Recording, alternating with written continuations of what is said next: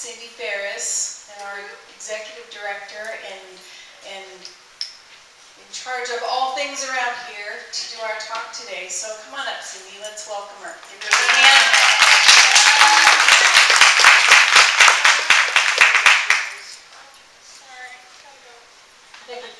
Yeah, we like to have bare feet up here. Yeah. And I noticed that nice and squishy. Your toenails match your dress. I know. That's really awesome. I'm all decked out here. Okay, I'm going to get your foot chart for you and take it away. Dean, are you still there? I'm right here. I have a question for you, Dean. Yeah. Because today's talk is on divine expectancy. Okay. So, I want to ask you a question. Sure. Did you expect anything when you first came here? I expected to be happy, to be more awake than I was when, I don't know, I woke up. Anything else? I don't know. Want to help me out?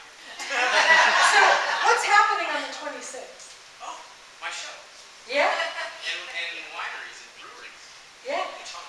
But the big thing is you're what? Awesome. Besides his awesomeness. What's the big deal thing? The album release. It's round, it has a hole in the middle, people put it in vehicles and car. You know that round thing? Begins with this. Oh, snap! Yes. So did you expect, you've been here well over a year now, Yes. did you expect well over a year ago that you would be standing up here in the month of the release of an acoustic CD? Not even close. So the talk title today is Divine Expectancy. And 24 hours ago, I didn't expect to be standing up here giving the talk. I got a phone call around 2 yesterday, and I'm grateful. I'm glad to be here. So I went with the plan and the talk title, and then, as happens in life, something took me on a curve. So we're going to start out with expectancy, but then there's a curve that comes in the way in the form of a story. So let's start out with some definitions. The definition of divine is of, relating to, or proceeding directly from God or gods. Pretty simple.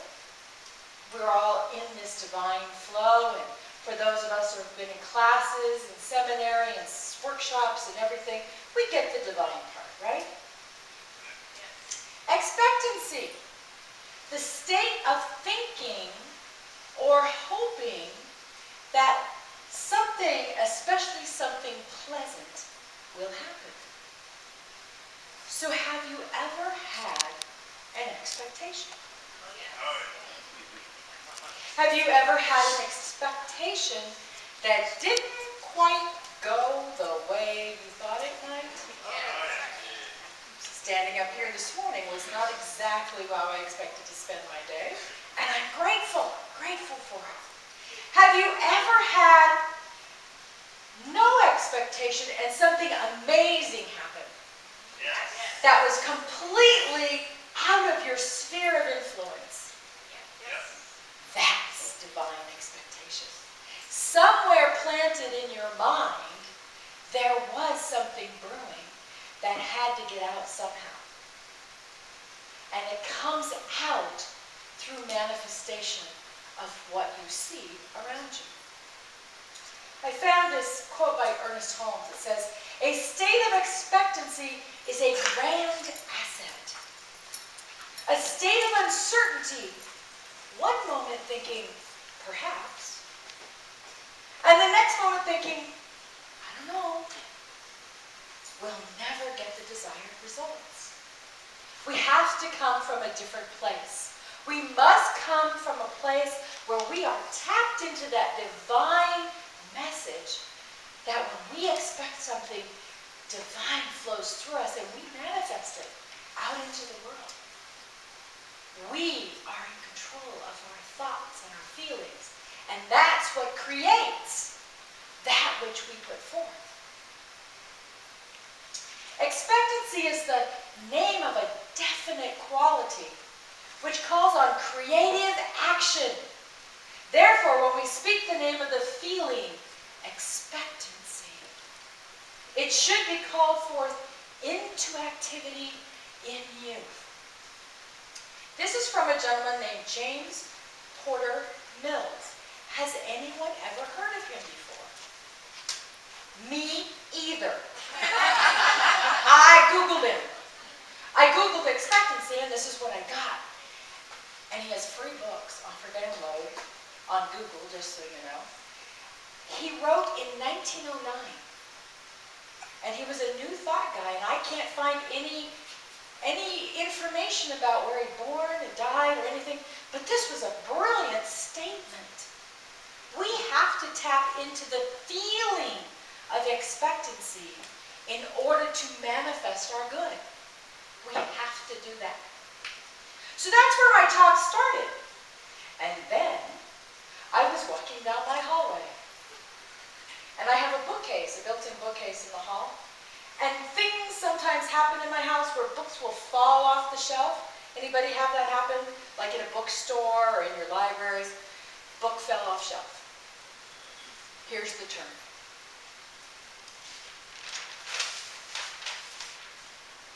And I'll tell you the name of the book after. So I want to tell you a story. And it's a story about a young man named Joe. And Joe works for an advertising agency, and he has a quota of clients that he has to bring in every single month in order to make his commission, be performing the way they expect him to perform. And it's coming towards the end of the quarter, and he's fretting. He's just gotten a phone call that says, sorry, we're not going to go with your agency. And so he calls another guy, and the guy says, well, I don't know. And he goes, well, but you owe me. You know, we had this, I did a favor for you a while back. You owe me one. And he goes, I don't know if I can take care of that this time. So there's a man that works in his office, and his name is Gus. And Gus just has this big, nice office. He kind of just sits in there, and nobody really knows what he does. There's a lot of speculation that he's wealthy, that he's not wealthy, that he's retired and they just give him an office to hang out in so he has some place to go every day. But nobody really knows for sure. I've worked with that guy. Do you know that? So, Joe is walking past Gus's office, and Gus goes, Joe, come here. Come here, I want to talk to you for a minute. And he says, I can see that you're pretty stressed. And he says, I can see, the whole place is like jamming with, I gotta get it, I gotta get it, I gotta get it, I gotta get it. And he says, and you seem to be the most stressed out of everybody. He says, I don't think I'm gonna make my quota this month. And I don't know what that's gonna do to my family. And Gus says, I have a phone number for you. I'd like you to call this guy. And he says, okay. He said, well, I don't have a lot of time. And he says, just call me. So he goes back to his office and dials the number, and a lovely lady answers the phone, and she says, oh, the old man will be glad to see you tomorrow around lunchtime. And Joe says, are you sure you don't have to check with him? Oh, no, he'll be available. Don't worry about it. Just come on over. So he goes over, and he drives up to this huge mansion. The man obviously has some bucks. It's just a gorgeous place. And he's met at the door by this very nice-looking young man. And he's kind of puzzled because everybody keeps referring to him as an old man. Does he look like an old guy to him? So he's invited in. They go out on the terrace. And he has a lady named Rachel that works for him. And she brings him this cup of coffee that is aromatic, has the most amazing taste, and it's just the right temperature, and it's fixed just the way he likes it. And so they're sipping coffee. is Pindar. And Pindar says to him, I have 5 things I would like you to do. And the deal is, the condition is that if you don't put into practice each day's lesson that day, then I will not see you again. And Joe says, well, how are you going to know if I did it or not? And he says, it's the honor system. So he says, okay, let's go to lunch. So they take off and they go to this beautiful Italian restaurant. And it's packed. People are waiting outside and there's a line and they walk right in. And there's a special table just for them. And everybody's very joyful in this restaurant. And they sit down and this gentleman greets them and he's just kind of loving them up a whole lot. And Joe's kind of taken back. And so they sit there and they have a conversation. And sooner or later, Ernesto, who's the man that's been waiting on him, comes over and sits down and starts to tell his story. Which is, he came to the country, had just enough money to get a license and a hot dog cart. And out of that, he created a chain of restaurants, one of which is what they were sitting in. So Joe's saying, how did you get from here to there? And he says, the law of value, which is the first law. Your true worth is determined by how much more you give in value than you take in payment. So let's look at this in a practical aspect. You have 2 restaurants you could go to. Both have similar menus, similar pricing. Which one would you go to? The one that just serves you and shoves you out the door? Or the one that waits on you and serves you with gratitude and delight? Which one would you choose?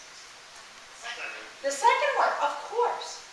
When all things are equal, what we give in value in terms of service and love and devotion, even if it's just taking and filling a water glass, is way more than the best food on the planet. And Ernesto says, or Joe asks him, so how did you do that with a hot dog cart? And he says, I remembered all the little kids' birthdays, and the little kids would go get their parents, and they grab their parents, let's go get a hot dog from Ernesto. And he remembered when the parents were interested. So he made a point of knowing who he was serving and remembering that and giving them that extra value so that they would continue to come back. And eventually, he opened a chain of restaurants with the same philosophy. So Joe's sitting there and he's thinking, how am I going to do this one? So when he left, Rachel had given him a bag of coffee. And he went back to the office and he brewed up some coffee and he started taking coffee to all the people in the office. And they were just blown away. This man is supposed to be making his quota, and here he is delivering coffee to everyone. And what he's finding is people are just grateful for just that little bit of attention. Something so very simple. So the next day, Joe meets with Pindar again. And this time they go to see somebody named Nicole. Now Nicole has this thriving business. Joe walks in and they take him to the conference room, and here are all these adults with color crayons and clay and easels, and they're having a blast. And Nicole says, oh, we're not supposed to meet in this one. We're going to go over to this one. But in that conference room, even though there were no people, the clay was still there, the drawing utensils were still there, and Joe's saying, what's going on? And she says, well, my story is this. I was a school teacher. And I had parents coming to me saying, you have the most amazing friends, my kids are learning so much for you. And she just had this feeling inside of her that she just wasn't reaching enough children. So through a series of events and an expectation of, I need to do something on a greater good, she was hooked up with two people who financed her computer software program to create the lessons that she was delivering in her classroom worldwide. And all the people that were working in the offices were creating in the same way that she created for her kids. She was making more money than she had ever dreamed she'd make. So the second law is the law of compensation.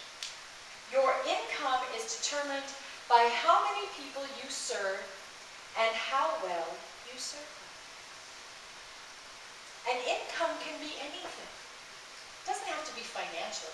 It could be your friends. It could be the love of your 2 golden retrievers who expected that. More people than I thought. And your compensation is directly proportional to how many lives you touch. How many lives you touch depends on your prosperity. If you are spreading your joy and your talent everywhere you go, you can't help but be wealthy in so many aspects of your life.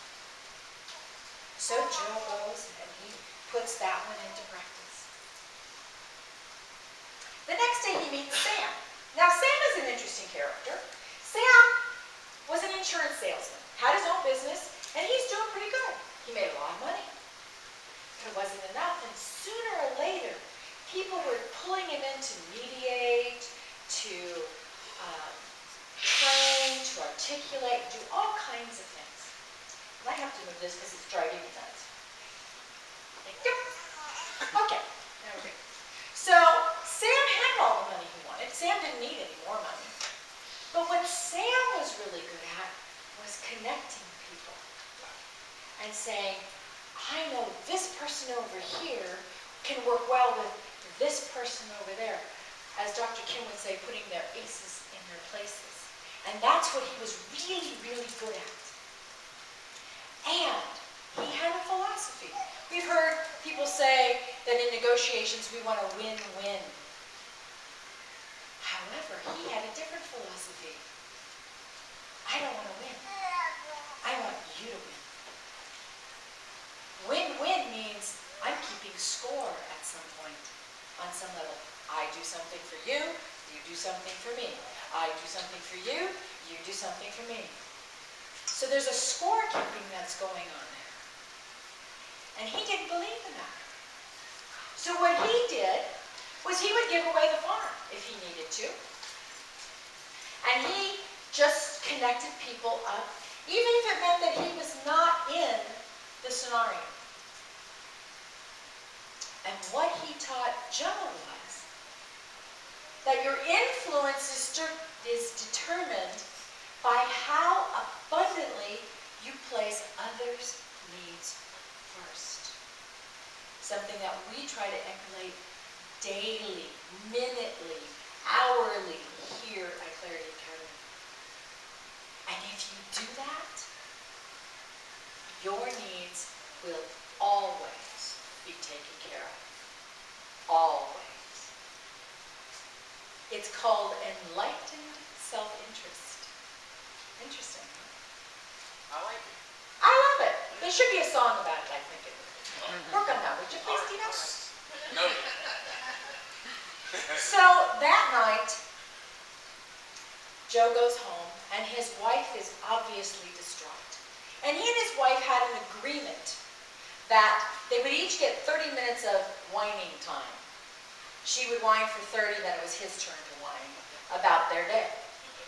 You know, kind of like so let's just all get it out, and then we go on and do our separate things. And Joe's struggling over how he's going to put this one into practice. He just doesn't get how that's going to happen.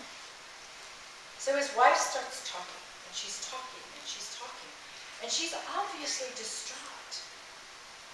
And And she says, my time has come up. You know, it's your turn. And he looked at me and he said, no, please continue. Please continue to share what you need to share with me.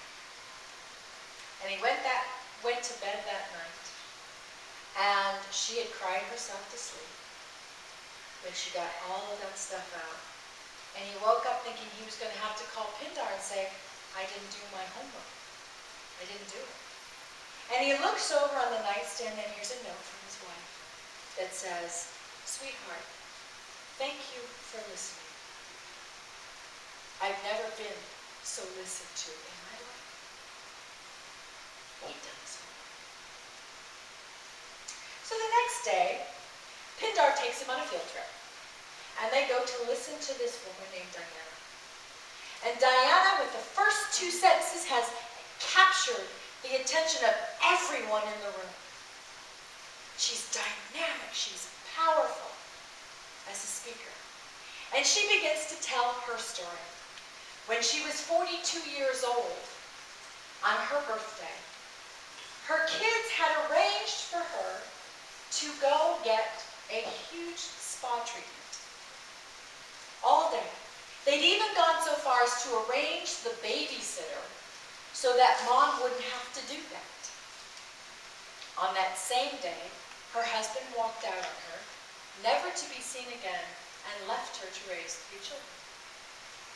So she enrolled in real estate school, and she learned all the different aspects of closing.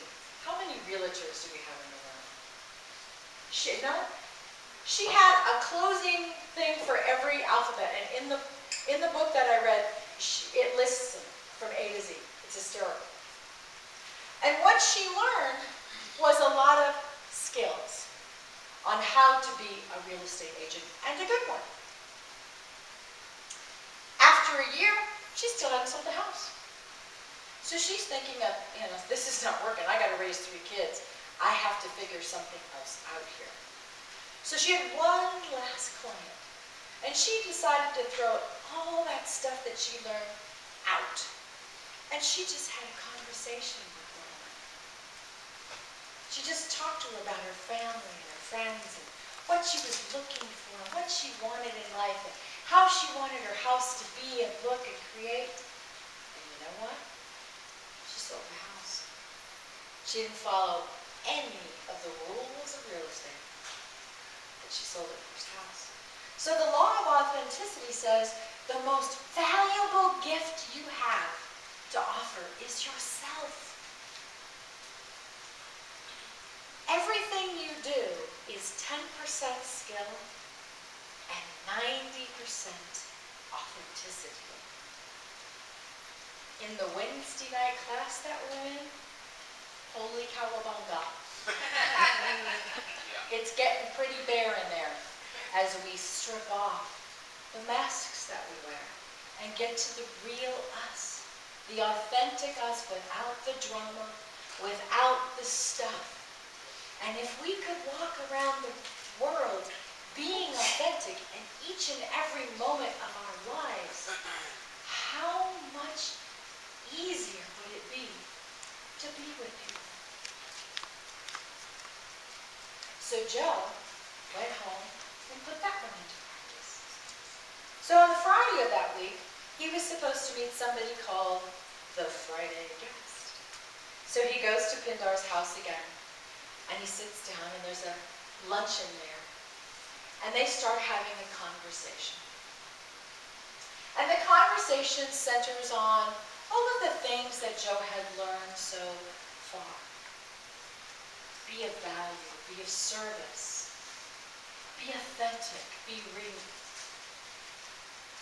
At one point, somebody called Joe in the office and said, I need your company to do this. And Joe says, I'm sorry, we don't do this, but let me give you a connection.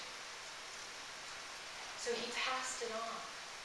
Doing just these little things and getting himself out of the way. Losing the expectation that if he gave a contact to somebody else, he would not make his quota. He let go of all of that.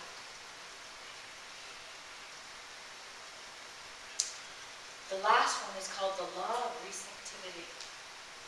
And what that says is that we must be open to receiving the gifts that are already in motion. So many times we block it by our expectations. We think it needs to look like this, and it comes over here looking like this. This is good. Probably came from the divine. This is what you're trying to control, or what we're all trying to control. So the law of receptivity says the key to effective giving is to stay open to receiving. Every giving can happen only because it is a receiving. Every giving can only happen because it's only also a receiving. There's a flow there. If we are only giving without receiving, eventually we burn out. If we are only receiving, pretty soon people stop showing up to give. There has to be a constant flow of that.